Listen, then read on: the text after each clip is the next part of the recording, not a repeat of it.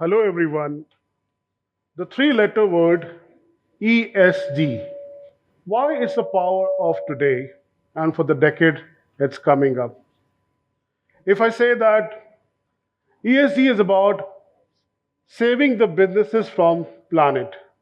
Now, the three-letter word is the power in the business, and the very first time businesses decided that how they can, do contribute for this Mother Earth. And that's how this is something which has come from business, by the business, from the business, and from the business. For many decades, the businesses have seen how quality was at the forefront. Now, quality is given, and this decade is going to be about sustainability, having businesses contributing towards society, environment, human rights, well-being of people, etc. And that's what we're going to understand today, that how this decade will be of ESG. Friends, when I was doing my business graduation, many of my friends said, why should we care about sustainability or businesses? Nobody taught, sustainability, ESG in business schools. And look at today what has happened. CEOs and board composition, their compensations are linked to ESG performance. How well you do on triple bottom line, how well you do for your employees, the people who work for you, and the people who are affected by your operation. All of this is a part of the boardroom agenda. Every CEO's dinner, every board meeting, ESG is the one of the forefront for the discussions.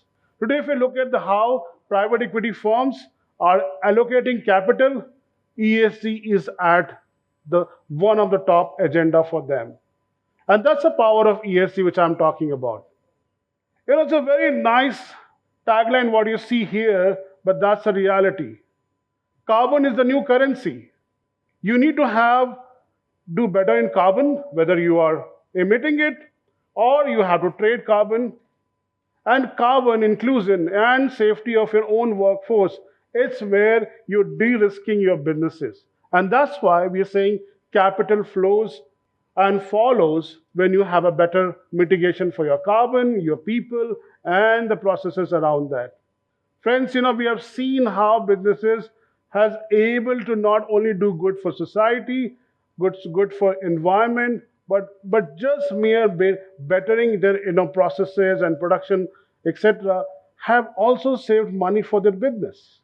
And that's what ESG. ESG is just about a shared value. It's about a shared future. We have just one earth. We don't have the second earth where we'll go if we do not better it. We have taken this earth as a loan from our future generation. And when we take a loan, what we do?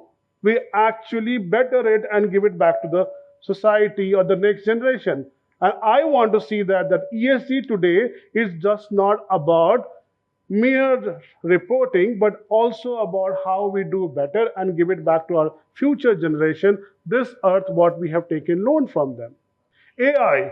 Somebody asked me, what dogs will think about human being? And you know what the answer I got? Dogs think that human beings are super dogs. And that's how dogs follow us. They love us. They follow every command which we give. But the same question asked about monkeys. Hey, what monkeys will think about human beings? And what the answer I got? Monkeys damn care about human beings. Monkeys actually feel that either they are superior or they are equal to human beings. And that's where AI has come today. Artificial intelligence is going to match human potential. And AI has a power to fuel the AI progress. We need data centers. We need a lot of water, clean water. We need clean energy for running this data center. So how are we going to do that? Until unless we have an ESG powering all of these businesses, the AI data centers, AI, etc., I think it's an advantage. And that's why I keep saying that ESG is a power. Who defines the world? It's the people. Who defines the organization? It's the people. Everywhere people matters the most. Human rights, people who works for you, people who are really cares about the success of the businesses, how you are taking care of them. And the companies who really done well on the ESG did not attract better talent. They also have better attrition rates. They see longevity in their employability. And that's how we are saying that people is one of the most important aspect of the ESG. And people just not about who works for you, people who works around you, the community at large, right? And these are the people who also becomes your consumers. And how the consumer choices are changing, it's we all understand. We care about our earth. We really feel bad when a package arrive from Amazons or other organizations, right? We say that, hey, why they need to pack it so much? Look at the organic shops that open in the country. Look at the how we consume things, right? Everybody is looking about the choices. We have seen in the world, liquor sales have gone down. People are more caring about, their well-beings. People are really concerned about what they consume, how they live, right? So that's where the consumer choices are also changing, and that's where companies really need to kind of do better on it, right? We really care that whether our product which we are using has been tested on animals. A lot of us who doesn't like that will probably buy products which are not, tested on animals, right? And there are products like that. So those are the choices consumers has today, and the consumer is deciding what company should do, and that's where the ESG is a power again. Friends, the invent of social media, every one of us in this room has a power to voice it. When you see wrong happening by A company or a B organization or a C institution, you have a power. Every one of us in this room has a power, right? And when I say power, the power to make a change in the world. And trust me, a social media post travel a much, much faster than what a compliance or reporting which you do an annual exercise, right? So, it's very important for companies and organizations, and that's where say ESG is about not mere doing a 2% of your CSR. You earn 100 rupees and you just spend 2% on the CSR. That's not ESG. ESG is about how did you earn that 100 rupees in the first place. And that's what people are asking it in the today's world. And that's how I am saying trust is very important for all of us to gain. And ESG gives that trust in people's mind, your consumer, your employee, every single stakeholder you work with. The ESG is not just about how you keep your house in your order. A lot of material thing actually sits outside your, balance sheets. It's about how the ecosystem works, where the mining happening, how do you dispose your waste from cradle to grave, which is the mining, and how what you do after the product life. How do you dispose it? Does it go to landfill? Do you burn it? How do you really take care of your e-waste? Right? How is your ecosystem is taking care about child labors, issues about sweat sweatshops, how they are taking care of their own employees.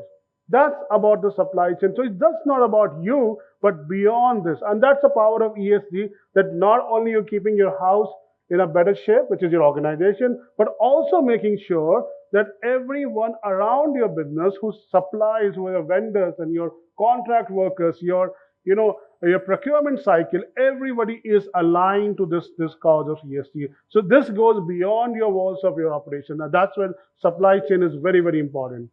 Friends, we have all the things which you use from a needle to an aircraft is basically we are using the natural resources. And who has given a right that we exhaust these natural resources for our generation consumption or just a few generations consumption? Since the time industrialization has happened, the world temperature have already risen by 1.1 degree. And if we continue to do this kind of, development without thinking about responsible development, the world temperature will rise beyond 1.5 and 2 degrees Celsius, and that becomes very unlivable. Do you really want to do that? Or we really want to increase the cycle of your the products or the mining you have done for the natural resources, how do you put in circularity? How do you increase the time when they can be reused? So that's where we are looking at it. And friends, for some organization it could be a waste, but people are encashing waste to, for their own uses. There are countries who are buying waste for electricity production. So let's look at the world where how we can really make sure that every single thing we discard for our use doesn't go to the landfill, doesn't go to the sea, doesn't go to any kind of such thing, but actually it can be, circularity could be used for the other person. That's what we are talking about, circularity. And the most as important aspect is that who owns the natural resources, who owns the everything what we have on the earth is the community, we all together. So businesses are really looking at how do we build trust. You know, there's something called shared value. We have shared value, we have shared aspirations, we have shared growth.